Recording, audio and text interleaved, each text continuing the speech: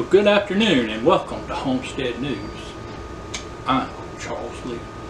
Our field correspondent Paul has found a local homesteader that he was able to spend the day with. We're going to get him in at this time and see how the day went. Paul? Welcome, Paul. It's so good to see you. I know it's not often that you get to be in the studio with us, but you have had time to get out in the field and visit with different homesteaders, and understand that you have a homesteader in mind. Was there anything unique about this homesteader that you'd like to share with us? Well, I asked a very important question. Are you a homesteader? How profound. We're going to ask our producer Glenda if she would to take us to the video, and you'll just see exactly what goes on in the life of a homesteader. Homesteaders like to begin their day very early. It is 6 a.m. in the morning, the start of a brand new day. And right down that hall is Chuck and Glenda, ready to begin this new day. At this very moment, it is 10 o'clock in the morning, and Chuck has finally woken up. Chuck, it is past 10 o'clock right now, and it begs the question, when does the day of a homesteader begin? Well, homesteading, I began last night actually. I stayed up half the night watching YouTube videos, trying to join as many lives as I could so I could see what everybody else is doing. So I stayed up probably well past midnight trying to do all that. I woke up early this morning by 9:30, 10 o'clock, and have already watched 3 or 4 videos and commented on them. I've liked them and I've commented on them because that's what you have to do in the life of a homesteader.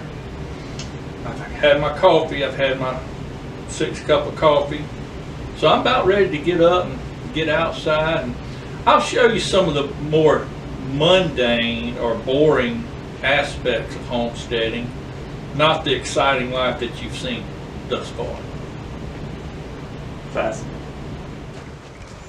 Where did Chuck even go?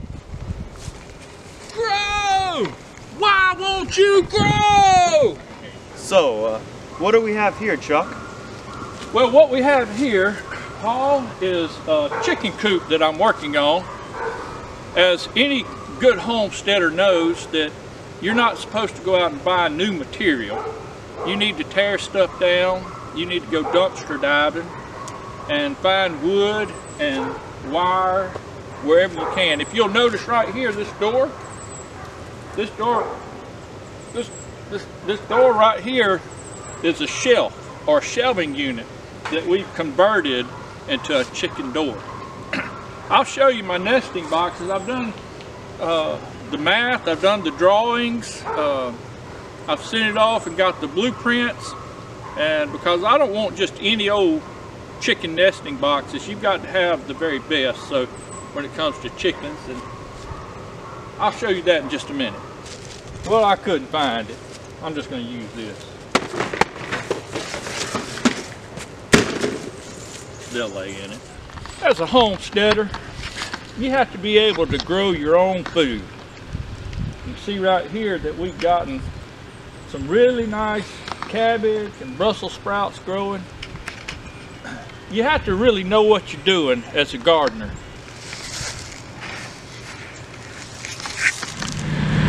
As a homesteader, you have to learn how to be self-sustainable.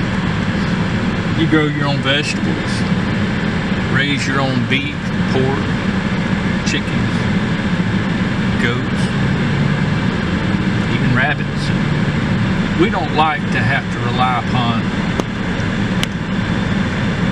having to get our food from the stores or the restaurants.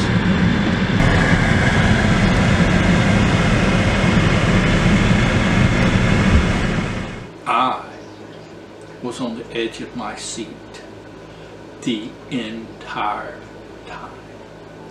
Paul, let me thank you personally for that riveting and just profound investigative journalism that you presented us with today. We just want to say, just be safe out there.